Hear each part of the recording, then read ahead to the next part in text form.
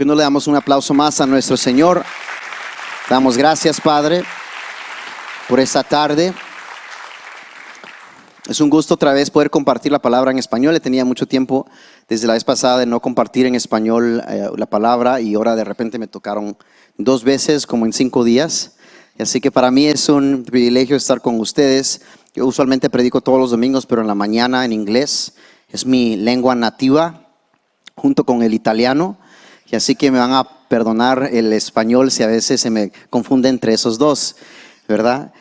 Una vez alguien se lo creyó, se lo digo que es una broma, pero una vez alguien se lo creyó porque dijo esa broma hace años, y después escuché como que en una plática de mesa dijeron, sí, pero el pastor Elías habla 3 idiomas, español, inglés y italiano. Entonces yo una vez le digo, la verdad es que no hablo italiano, pero me gustaría un día aprenderlo. Pues para mí es un gusto estar aquí con ustedes y compartir. Cuando mi papá me llamó hace unas horas, me dijo, hey, mira, esa es la situación, tu mamá no se ha mejorado desde ayer y la verdad es que quiero estar aquí con ella, así que puedes tú predicar hoy. ¿Y cuántos de ustedes saben que cuando nos llaman y piden, when they call for us, how do you say that in Spanish? I don't know how to use that expression, pero cuando nos llaman hay que responder, amén. Y así que aquí estamos, y le dije a mi papá pues que no se preocupe, que se queden y descansen, que de todos modos Dios se va a mover, amén. Porque el que está haciendo la obra es Dios, ¿verdad? Dios es el que lo está haciendo. Y estos mensajes, yo tengo ya 2 semanas predicando una serie que yo empecé, que al principio de año, desde el primer domingo, empezamos una serie que se llama New Era, A New Era. Y con la intención de cuando uno empieza un nuevo año, uno siempre empieza con metas, empieza con diferentes metas y ilusiones de lo que uno quiere hacer. Pero muchas veces puede ser un nuevo año, pero la misma persona.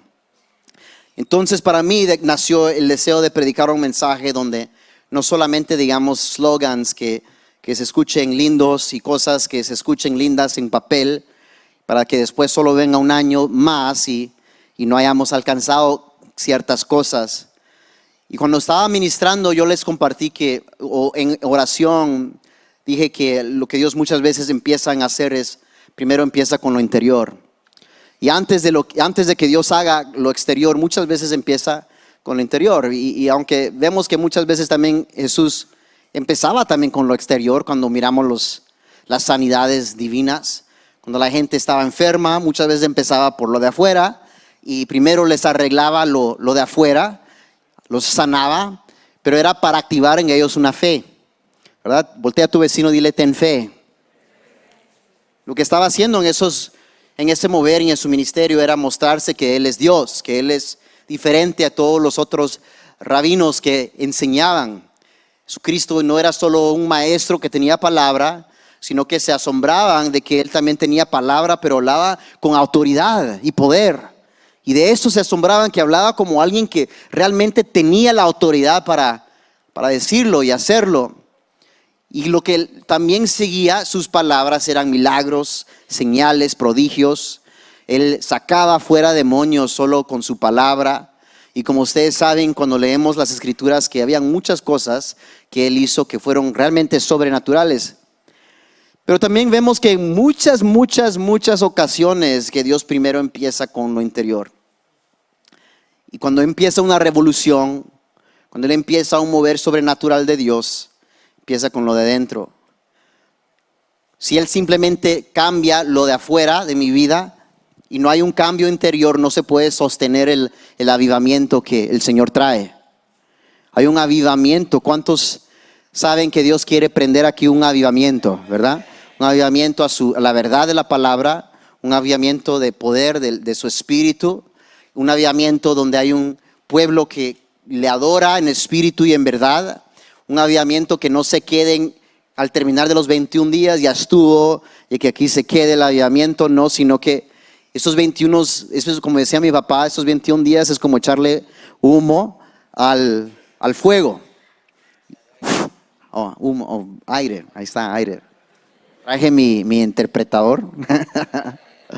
Echarle aire al fuego para que prenda, pero en realidad lo que Dios quiere es que sea un avivamiento que se sostenga. No solo un avivamiento temporario, ¿verdad? Que sea algo que sea sostenible. Incluso una vez un pastor que admiramos demasiado y realmente lo admiramos, dijo, no es lo mismo vivir un avivamiento que mantener un avivamiento, que son dos cosas diferentes. Y quizás tú en algún momento has vivido un momento de avivamiento con Dios. Y quizás para ti esta no es la primera vez que entras realmente a buscar de Dios. Quizás en los años atrás has pasado temporadas donde has buscado de Dios y lo has encontrado. Pero por alguna razón algo ocurre, algo sucede y pierdes lo que en algún día recibiste. Yo creo que esto no es la intención de Dios. Obviamente creemos que lo que Dios quiere hacer es algo permanente en la vida de nosotros. Y entonces para que realmente empecemos a ver una nueva era, tiene que haber una transformación desde adentro. Y entonces hoy les traigo el primero de estos mensajes, aunque cuando yo dije, bueno, voy a predicar, le dije a mi papá, ok, I'm going to preach the sermons that I've been preaching, que eso es lo que más está en mi corazón ahorita. Pero me puse a estudiar de todos modos, porque ¿cuántos de ustedes saben que la palabra de Dios siempre es fresca? Amén. Y que lo que Dios quiere que tú sepas, yo le pido a Dios que yo sea simplemente un instrumento para comunicar el mensaje de Dios. Y así que yo desde ya empecé a estudiar diferentes ángulos mientras el Señor me mostraba cosas que no toqué la primera vez que lo enseñé. Y así que si tú vienes del servicio en inglés y dices, yo ya escuché este mensaje, pues mi deseo es que sea un mensaje más expandido en el mismo tema. Amén. Entonces, empiezo con esta pregunta, que no les mandé estas preguntas, pero se las traigo. ¿Cuántos de ustedes valoran seguridad? Levante su mano. ¿Cuántos de ustedes valoran sus vidas? ¿Cuántos de ustedes cuando se suben a un carro se ponen el cinturón? Y si no, voltea a su vecino y dale un buen consejo. Póntelo, por favor. Por favor. No queremos lamentarte. Queremos que vivas. Pero nos ponemos el cinturón para nuestra propia seguridad. Ponemos el cinturón porque valoramos nuestra vida y queremos vivir un día más. Una vez, gracias a Dios que ahora la tecnología y los carros, que casi todos los carros que hacen ahora te avisan cuando alguien no tiene puesto su cinturón. Y lo primero que yo hago cuando me meto al carro, después volteo a ver que mis dos hijos se los pongan también. Y al principio siempre lo hacían, rápido, pero me he dado cuenta de que mientras me empecé a confiar que se lo iban a poner, como que más y más se tardaban en hacerlo y otra vez tuve que regresar al hábito de, hey, I'm not moving this car, yo no me voy a mover este carro hasta que te lo pongas. Y después finalmente Zion se lo pone, que casi siempre es Zion el que como que todavía no se lo ha puesto, porque está demasiado alerto, energetic, con mucha energía para ponérselo y le digo, ¿pero por qué lo hago? Porque lo amo, porque quiero que esté seguro. ¿Cuántos de ustedes les gusta? Yo sé que el pastor Hugo y hay como que un grupo que les gusta irse de, ¿cómo se dice? Bicicletas. ¿Cuántos de ustedes les gusta usar bicicletas? ¿Y usan casco? ¿Sí? Y si no, pues por favor usen. Así como Dios nos manda a usar nuestra sabiduría, ¿verdad? Usen para nuestra seguridad. Y yo estas mismas preguntas se las hice en la mañana a mi iglesia, porque yo creo que vivimos una cultura más que nunca, where safety first, la seguridad primero. Antes que nada, estamos seguros, ok, todos, ok, vámonos por el protocolo. Cuando vamos a hacer algo, vámonos del protocolo para que todos estén seguros. Mantengan sus manos, por favor, adentro. Cosas por el estilo. Y a mí me acuerda de la vez que mi papá, cuando creo que cumplió 55 años, que él decidió que quería tirarse por un avión. ¿Ustedes se acuerdan? Me llamó a mí antes de que él decidió hacer eso. Me dijo, hey Elías, para mi cumpleaños quiero tirarme por un avión y quiero que lo hagas conmigo. Me dijo. Oh my goodness, yo tengo un temor a las alturas. And so, do you want to do it with me? Y le dije, no way, I'm not doing it, no way, no. Ni siquiera lo pensé, le dije, nope. Entonces llegó el día y mientras más se acercaba el día, más lo consideraba, pero al final siempre llegaba a la misma conclusión, que siempre no. Y entonces, pero sí, no solamente me había reclutado a mí, sino que también había reclutado a varios de la iglesia. Creo que también el pastor Hugo, ¿no está el pastor Hugo Barrios? Sí, siempre va. Y entonces el pastor Hugo también, como es de Hueso Colorado, también se apuntó y aunque no me lancé del avión, también fui. Y vi mientras era un punto en el cielo y decían, ven ese punto, de ahí presten atención porque de ahí se va a lanzar. Y miraba mientras venían y se volvía más y más grande. Y después se vio que, pues yo vi que tenía el paracaídas, creo que se llama, y venía descendiendo hasta que llegó hasta abajo.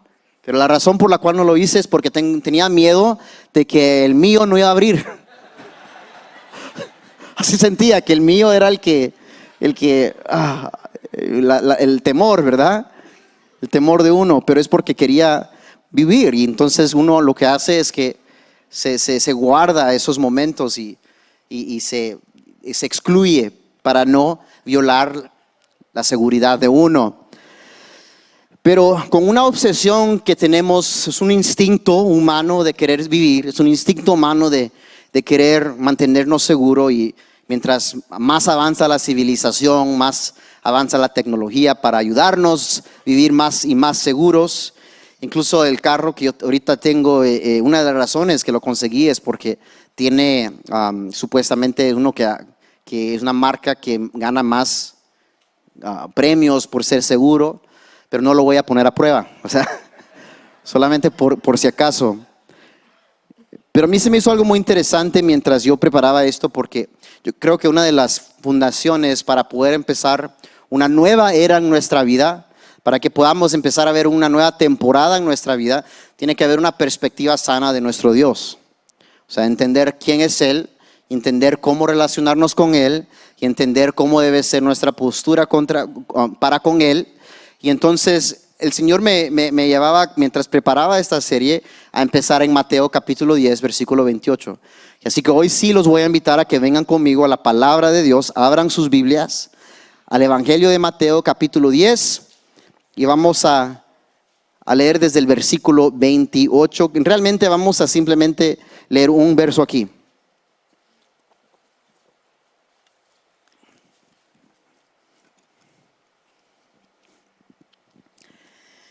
El versículo 28 dice: y no temáis a los que matan al cuerpo. Voltea a tu vecino y di: no temas. No temáis a los que matan al cuerpo, mas el alma no pueden matar. ¿Cuánto le dan gloria a Dios por eso? Jesús, y esas son las palabras de Jesús, por cierto. Jesús es el que dice: no temas al que puede dañar tu cuerpo. Si tienes más temor o tienes temor del que puede dañar tu cuerpo, Jesús dice: ese está mal puesto tu temor. El temor no es malo por sí solo, pero es malo cuando está dirigido en la dirección incorrecta. Entonces, si mi mayor temor es las apariencias, muy fácilmente se puede distorsionar la perspectiva sana de vivir que debo tener. Cuando temo cosas a lo cual no debo temer, no estoy en la voluntad de Dios, pero si hay un temor que Cristo dice que sí es sano. Y eso es en lo siguiente, porque después dice en la parte B de ese mismo versículo, dice: temed más bien a aquel que puede destruir el alma y el cuerpo en el infierno. Entonces Jesús dice: no temas al que te puede dañar este cuerpo, porque no te puede hacer nada a tu alma. Está mal puesto tu temor. Mejor teme al que no solamente puede destruir tu cuerpo, pero también lanzar tu alma al infierno. Qué intenso y qué fuerte esa palabra, ¿no? Y esta palabra viene de Jesús, que tanto nos ama. Pero yo lo veo como algo similar al concepto de la seguridad nuestra, que yo tengo un temor sano de no lanzarme en medio de la carretera, porque es muy probable que me van a aplastar. Y es un temor sano y que se ha vuelto conocimiento, sabiduría, pero empieza con un temor sano de no lanzarme al peligro. Jesús dice que no temas al que puede dañar este cuerpo, mejor al que puede dañar tu cuerpo y lanzar tu alma al infierno. Ahí sí está bien puesta tu temor. O sea que hay un temor que sí deberemos tener, pero es un temor que debe ser un temor de Dios. Y el temor de Dios no suena trendy, no suena como un slogan, no suena algo que quizás sientes tú rico decir, pero yo te voy a decir, es algo muy hermoso tener el temor de Dios. Es algo muy hermoso temer a nuestro Dios. Él nos llama a hacerlo, nos llama a amarlo, servirlo, adorarlo, pero también nos llama a temer a Dios. Muchas veces miramos en la Biblia que Dios busca a un pueblo que teme de Él. Muchas veces es el temor el que nos detiene de hacer cosas y participar de cosas que no deberíamos participar.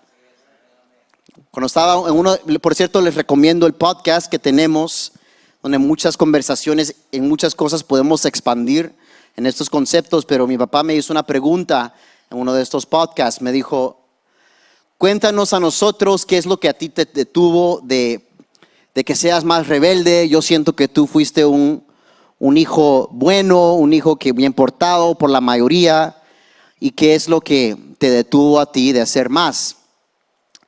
Yo le decía, papá, pues la verdad es que primero, aunque uno guarde a sus hijos del mundo, no has solucionado el problema.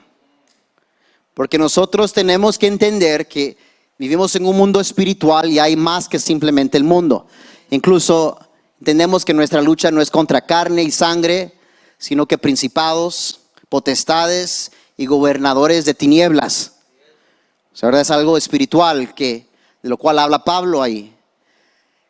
Pero si yo simplemente guardo mis hijos y lo aíslo de todo el mundo por tal de que no entre en pecado o sea expuesto a ciertas cosas, es bueno como padre proteger a nuestros hijos de eso, pero no es suficiente. Porque de todos modos hay dos cosas más que hay. También hay un enemigo, el diablo, y también está la carne. O sea que si yo no lidio con la realidad de que hay un enemigo también que está buscando la caída de mis hijos, o si no me doy cuenta que también estoy en una carne y esa misma carne las tienen mis hijos, no he lidiado con todo el problema, hay más allá. Entonces yo le dije a mi papá, pues aunque tú me guardabas de muchas cosas, todavía estaba en una carne.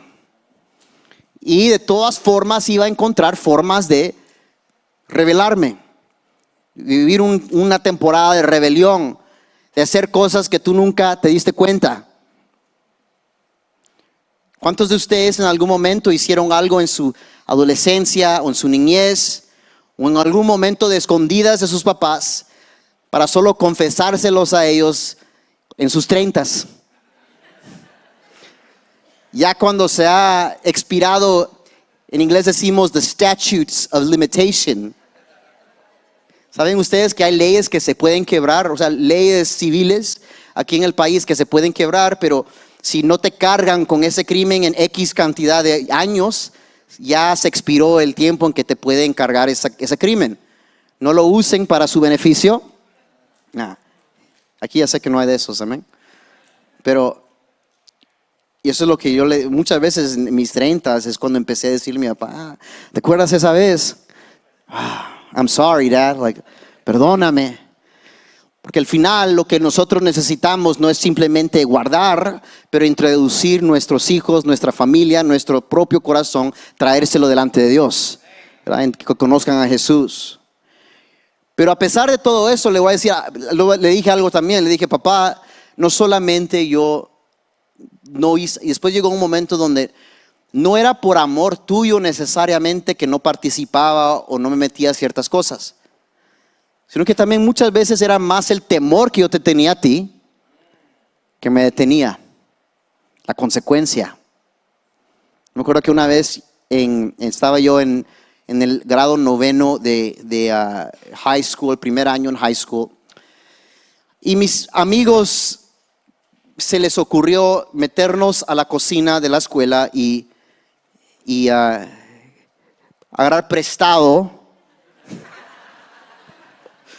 comida que ellos estaban por vender después. Y entonces éramos como 5 y nos metimos así, pero a mí me metieron primero, era como yo o el segundo que entró. Ok, mira ahí, you're gonna go in there, vas a sentarte ahí y después agárralos y pues te los metes y después vámonos. Ok. Y yo así, "Oh, ok, vámonos, let's go". Y me lancé, pero y ni siquiera, honestamente, era la presión de las amistades, era querer ser aceptado. Ahora cuando lo veo era algo tan tonto, o sea, tan tonto. Usted, tu vecino, dile, nadie es perfecto, ¿verdad? Y así que no me juzgue porque peca. Pero acuérdense que en ese momento no le había entregado yo mi vida a Jesús, era un adolescente. Pero lo que hice es que agarré comida, me la metí en los bolsillos y cabal, ¿por qué será que los hijos de Dios son los que siempre agarran, siempre se descubren? Y a la salida, a mí, o sea, primero entró el primero y no lo vieron. Y por, I don't know why, pero en el momento que a mí me tocó y yo iba saliendo, me agarró alguien así. Y después, she's like, all right, you're coming with me to the office. Vas a venir conmigo a la oficina. Y me llevaron. Y mientras me estaban llevando, uno de mis amigos, y nunca se me va a olvidar esto, porque yo ni siquiera sabía que él lo tenía tan presente en su mente, pero él dijo, no, wait, his dad's a priest, su papá es un sacerdote, decía. Y mi papá no es sacerdote, les digo, mi papá es pastor. And me llevaron a la oficina, llamaron los sheriffs. Y pero por supuesto los sheriffs siempre andaban más o menos por ahí en Canyon. I went to Canyon High School, fui a Canyon High School. Y es como que un protocolo por la seguridad de los niños. Llamaron al sheriff y me sentaron y me dijeron, ahorita va a venir el sheriff a hablar contigo. Oh my gosh, y me senté y yo sentía así como mi corazón. Ahí es cuando uno más promesas le hace a Dios, ¿verdad? Dios, te prometo, Señor, si me ayudas, si me libras, que hoy sí, Señor, te voy a servir. You know? Y mi papá me llama por teléfono cuando está hablando conmigo el sheriff, and then they get my dad on the phone. Y solo me acuerdo que me pasan el teléfono. Mi papá me dijo, al llegar a la casa, lo vamos a pasar bien. Dijo algo así. Ok, llegar a la casa, vamos a ver bien. Vamos a arreglar esto bien. And I was like, okay. Man. Eso fue un momento donde el temor de mi padre no me alcanzó, pero les prometo que nunca jamás lo volví a hacer. Jamás. Pero muchas cosas yo no hice. Muchas cosas y oportunidades que salieron después, a veces sí, a veces no, pero habían muchas veces donde lo que yo temía era no solamente su opinión, porque sí, yo lo amaba tanto y a mis papás y no quería lastimarlos, pero a veces no era suficiente eso, era también había un temor, también una combinación de las dos cosas. Te amo, papá, y no solamente te amo, pero también temo las consecuencias de desobedecerte. Temo cómo me vas a castigar. Temo lo que puede pasar si yo no guardo esto. Y eventualmente lo que muchas veces me detuvo de entrar en diferentes actividades fue ese temor. Y yo creo que ese temor es algo que vemos desde la formación de la promesa, que después se vuelve una formación de la nación de Israel, y es como que un tema que Dios tiene con su pueblo, que busca un pueblo y una gente que le teme, que le ama, pero siempre está metido también el temor. Voltea a tu vecino y dile, tienes que tener temor de Dios. Tengo que temer a mi Dios y saber que yo necesito serle fiel a Dios. Que necesito predicar su palabra y no mi opinión. No lo que yo pienso. Hay una cultura que se desvía de la verdad porque no hay temor de Dios. Creen que pueden jugar con Dios. Cruzan barreras, líneas que jamás fue la intención de Dios que nosotros como humanidad crucemos. Es porque no existe ese temor. Y es algo sano temer a Dios. Y entonces, el primer punto que yo hago en esta serie es, si vamos a ver una transformación en nuestra vida este año, empecemos con recibir un temor sano de Dios. Un pueblo que teme a Dios es un pueblo santo. Un pueblo que teme a Dios es un pueblo que se aparta. Es un pueblo que se mantiene en la verdad. Un pueblo que teme a Dios se encarga en lo que Dios valora. Un pueblo que teme a Dios se aparta de lo que Dios aborrece. Un pueblo que teme a Dios guarda sus mandamientos, o por lo menos hace su mejor esfuerzo por hacerlo.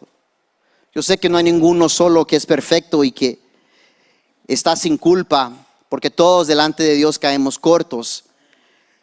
Pero yo creo que es muy importante que la iglesia en los Estados Unidos, en el occidente, que regrese a tener ese temor de Dios de lo cual nadie habla. Ni siquiera se escucha ahora en las iglesias hablar de que hay un diablo que nos quiere destruir. Ni siquiera se escucha en las iglesias en este país como se debiera escuchar, que así como hay un cielo, también hay un infierno. Y si Dios no quería ningún énfasis en el infierno, entonces ¿por qué Jesús lo menciona? ¿Y por qué se menciona en la escritura? Es porque Dios quería que su pueblo sepa también las consecuencias. Mira, hay una promesa y también hay una consecuencia. Dios dibuja el contraste. No solamente es lo hermoso, eso es lo hermoso de nuestro Dios, que nos ama tanto, nos bendice y nos ha creado un camino de vida. Dios nos dio su Hijo y murió en la cruz por nuestros pecados, y a los 3 días resucita, poniendo el sello en ese acto de derrota contra la muerte. Y por causa de eso ahora nosotros somos nueva creación, todo aquel que ponga su mirada en Jesús. Por causa de eso ahora ya no estamos en muerte, sino que entramos en vida, pero también hay advertencias. Sin embargo, el que se aparta, el apóstol Pablo hablaba de que nadie venga y te enseñe otras cosas más de lo que yo te he enseñado, o que sea maldecido. In English says, let him be accursed. Let no one preach to you a different gospel. Otro evangelio, no. And there's this theme que tenemos un Dios que ama, pero también tenemos un Dios justo. Un Dios de justicia. Un Dios que ha preparado una destinación y otra también. Entonces, no es para vivir en temor, pero es entender de que el temor de Dios también es parte de los que nos mantiene parados y con nuestra mirada donde debería estar. Y yo creo que cuando examinamos si Dios realmente va a hacer algo, I can't believe it's 39. Estoy en introducción todavía. Pero realmente esto lo pongo así como una de las fundaciones de esta serie, porque para dar una nueva era, una nueva temporada, hay que hablar estas cosas. Y también quiero dibujar el contraste, porque nosotros por nuestros pecados fuimos condenados a muerte, pero nosotros, those of us that put our faith in Jesus, cuando nos ponemos nuestra fe en Jesús, ahora tenemos vida eterna. ¿Creemos eso o no? ¿Creemos que Cristo vino a morir en la cruz por nuestros pecados? ¿Sí o no? Amén. Juan 3:16. For God so loved the world that he gave his only son, so that whoever would believe in him should not perish, but have everlasting life. Juan 3:16. Que no seamos condenados, sino que tendremos vida eterna. Y eso es un hermoso dibujo de lo que Dios vino a hacer, de lo que Jesús vino a hacer. A transformar nosotros que estábamos en muerte. Y lo dije en mi prédica pasada, Jesús no vino a convertir los malos en buenos, sino a los que estaban en muerte a vida. Yo creo que muchas personas entran y empiezan a buscar de Dios, y cuando te quedas corto sin ver una transformación realmente en tu vida, te puedes desanimar o desesperar o sentir que nada ha cambiado. Yo quiero llevarte a un lugar donde hay una persona que llega a tener un temor de Dios muy fuerte, pero llega también a tener un amor de Dios que realmente sirve para ejemplo para ti y para mí. Y esa persona es una de las personas más importantes en la Biblia. Es una de las personas que Dios usa en el Nuevo Testamento para edificar la iglesia, específicamente la iglesia gentil. Después de Jesús, se podría decir que para muchos ministros es el que mayor influencia ha tenido esta persona. Y esta persona es el apóstol Pablo. ¿Ustedes conocen al apóstol Pablo? nuestro hermano en la fe. El apóstol Pablo fue responsable por 13 de las epístolas en el Nuevo Testamento. 13 de los libros en el Nuevo Testamento fueron escritas por el apóstol Pablo. Y muchas de las palabras, y les recomiendo que lean Romanos 7 y que lean diferentes cartas que él ha escrito, y será muy difícil que uno no llegue a estar quebrantado en la presencia de Dios leyendo sus palabras, porque uno se identifica. Él es bien humano, pero a la vez extiende su mano siempre hacia la divinidad de Dios, y tiene una perspectiva muy avanzada que después mismo el apóstol Pedro en su propia carta escribe y hace de referencia a las cartas de Pablo, porque tal respeto tuvo Pedro que caminó literalmente con Jesús, que dijo, que hacía de referencia como dijo Pablo. Pero este Pablo empezó como una persona muy difícil y muy, se podría decir, malvada, aunque tenía una pasión y se creía el justo. Yo creo que vamos a tener que dividir este mensaje en dos partes, pero por lo menos quiero darles a ustedes esto. Ustedes conocen la historia de Esteban el mártir, Stephen the Martyr. Esteban el mártir es la primera persona que muere por Jesús, predicando el evangelio. Él predica el evangelio y eventualmente por sus prédicas era un evangelista alcanzando, y él era lo que en los estudios se les dice un judío Hellenistic Jew, un judío helenístico. No sé si se usa así la palabra en español, pero era un judío que no era de Jerusalén, un judío que no era de su tierra, y él llegaba a todas las sinagogas a predicar el evangelio por tal de convertir a otros judíos a la verdad de Jesús. Como ustedes conocen la palabra de Dios dice que Esteban dio una prédica, lo puedes encontrar y les doy tarea. ¿Cuántos quieren tarea? Amén. Les doy de tarea Hechos capítulo 7. Hechos 7 es Esteban el mártir que está predicando un mensaje donde él recuenta el Antiguo Testamento, la promesa y el pacto abrahámico, cómo se desarrolla la nación, y va por Moisés y habla de José y se va hasta que llega al punto donde llega el Mesías, Jesús, y es un sermón hermoso. Y por causa de ese mensaje él fue pedreado y es el primero que pierde su vida por Jesús. Imagínate eso, es un acto de fe enorme, pero también es un honor y una tragedia y algo hermoso, todo envuelto en un momento y un evento donde nos duele perder un hermano de la fe, pero sin embargo entendemos que él dejó un ejemplo para toda la cristianidad que venía después. Que él dejó un ejemplo de lo que se ve dar la vida por Jesús, y no de una manera figurativa o simbólica, sino que literal. Y es curioso porque en el momento donde él va a ser pedreado, él lanza su mirada hacia los cielos y dice: yo veo el Hijo del Hombre, see the Son of Man seated at the right hand of God. Puedo ver a Dios, el Hijo del Hombre, a la diestra del Padre. Y lo ve ahí a Jesús, claro. Y después lo apedrean y muere. En el momento de persecución, en el momento de más dolor, es cuando nosotros sí alzamos nuestra mirada, es donde más podemos ver a Dios. No es cuando las cosas van bien. Voltea a tu vecino y dile: no solo cuando te va bien, sino que yo me gustaría que tú pienses esto. Mi argumento para ti, que consideres, es que Dios más se muestra en tus momentos de sufrimiento y dolor. Más busca el Dios nuestro revelarse en tu vida en el momento de más angustia, en el momento de persecución, en el momento de muerte. Hasta ese momento él logró ver a Jesús. Pero es curioso porque después empezamos a hablar del apóstol Pablo y tanta sabiduría que él tiene. Sin embargo, muchos creen que Pablo mismo fue el que diseñó el plan para matar a Esteban.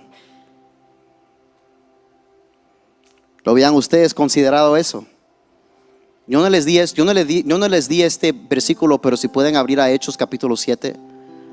Hechos capítulo 7, versículo 58. Hechos 7, versículo 58. If you can put it on the screen, I'm going to read it right here.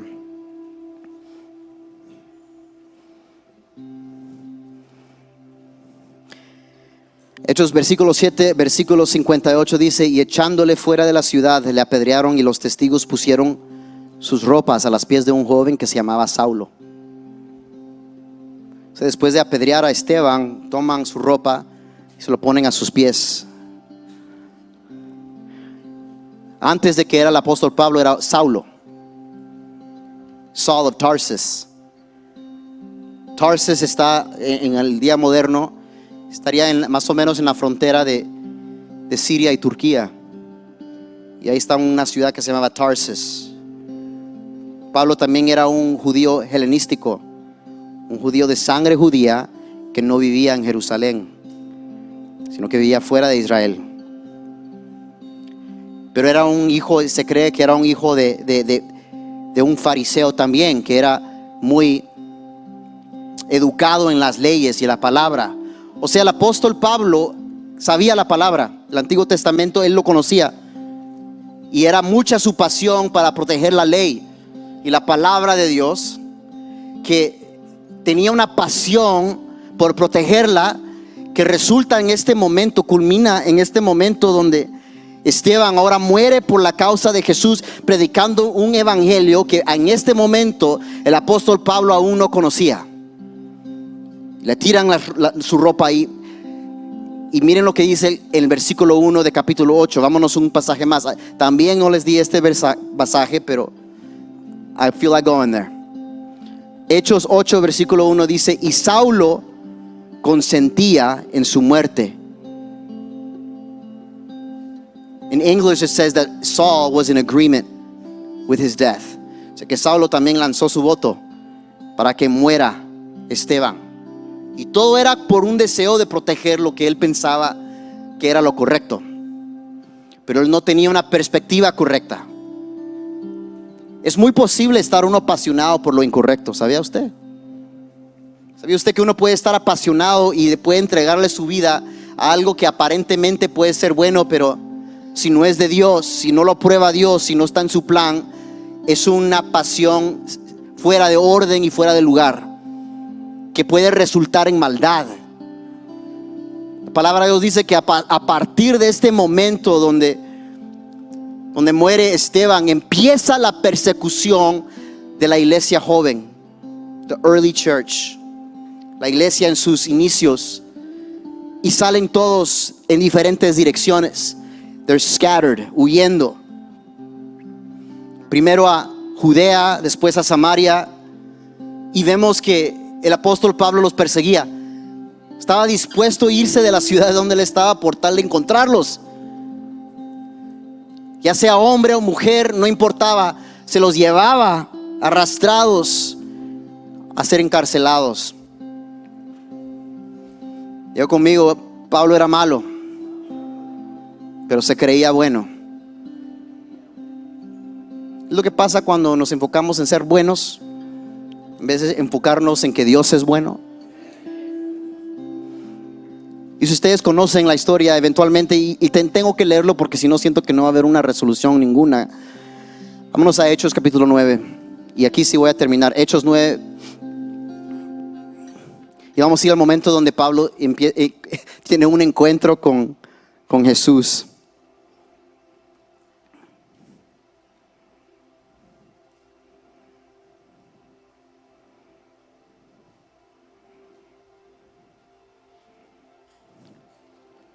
Vamos a leer el versículo 1. ¿Dicen amén? ¿Dicen amén? Yo sé que están cansados. I promise we'll go home right now.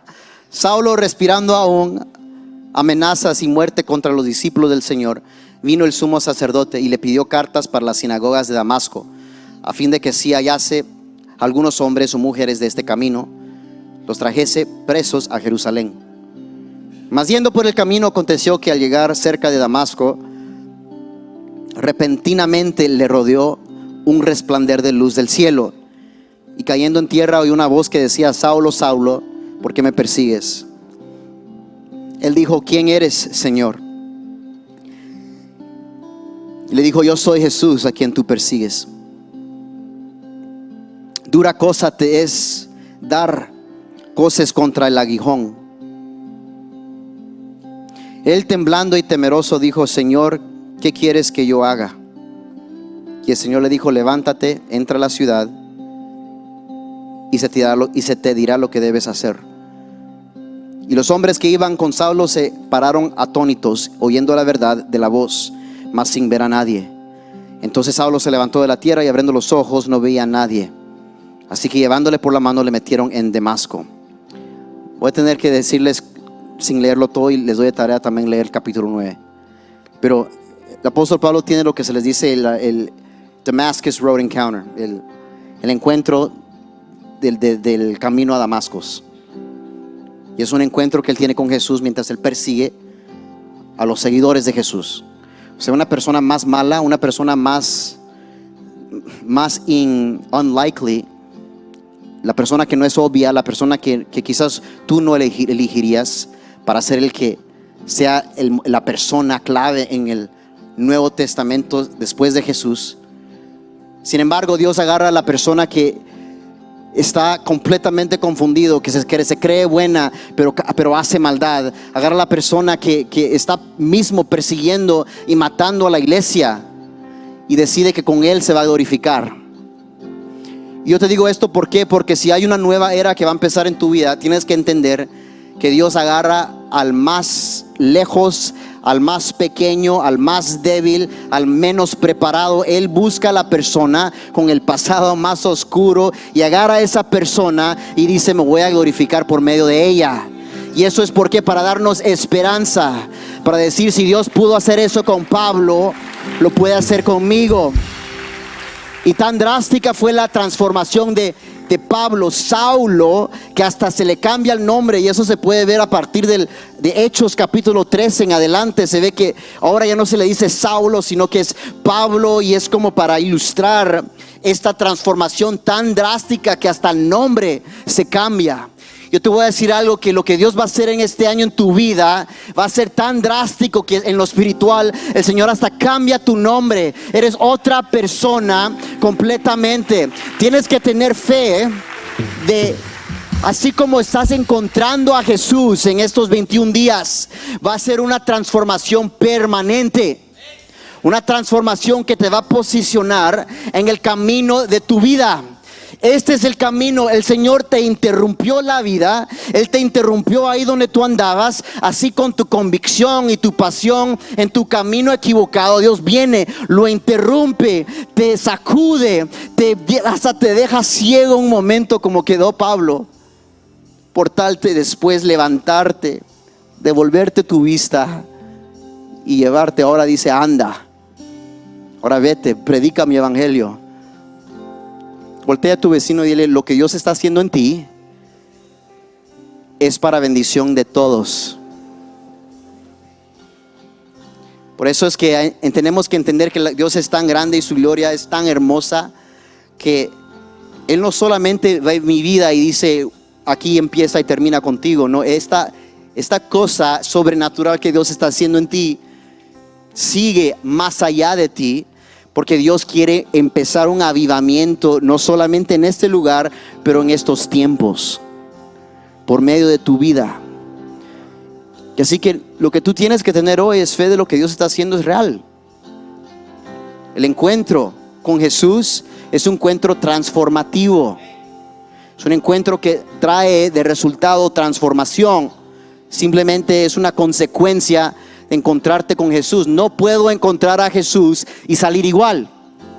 No puedo verme con Jesús y salir la misma persona. Tengo que entender, si Dios me encuentra, es porque algo quiere ser Dios. Levántate ahí donde estás, vamos a orar y después nos vamos a ir. Vamos a seguir con otra parte de esto para resolverlo todo, pero ahí donde estás, yo creo que lo que hoy quiero orar sobre tu vida es que Dios está haciendo algo nuevo en ti, y no viene de ti, viene a pesar de ti.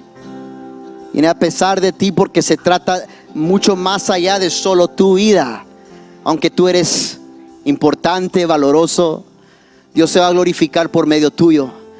Muchas veces en la historia vemos que Dios agarra al pueblo más oprimido o el pueblo más menospreciado para glorificarse a través de ese pueblo y mandar su espíritu. En los 1920 lo hizo a través del pueblo afroamericano, pero yo creo que lo que Dios está haciendo ahorita es a través de este pueblo hispanoamericano, hispanos aquí en los Estados Unidos. Así que levanta tu mano, vamos a orar. Padre, te doy gracias por este pueblo. Ahí donde están, yo sé que lo que tú puedes ver, la visión que tú tienes para ellos es mayor de lo que cualquier persona en nuestra humanidad puede percibir. Tú estás haciendo algo sobrenatural en lo espiritual. Declaro que hay encuentros sobrenaturales que están pasando ahorita, y que tu gloria va a ser manifestada por medio de nuestras vidas, en nuestras debilidades, en nuestra oscuridad. Tú nos llamas y nos sacas de ahí. Nos das tu gloria, nos das de tu espíritu, nos das tu perdón. Hoy ponemos nuestra mirada en ti, Jesús, y declaramos que lo que tú estás haciendo es real, transformativo y permanente. Y mi fe no está en mi habilidad, mi fe está en tu bondad. En el nombre de Jesús. Y si tú lo crees hoy, di un amén y amén.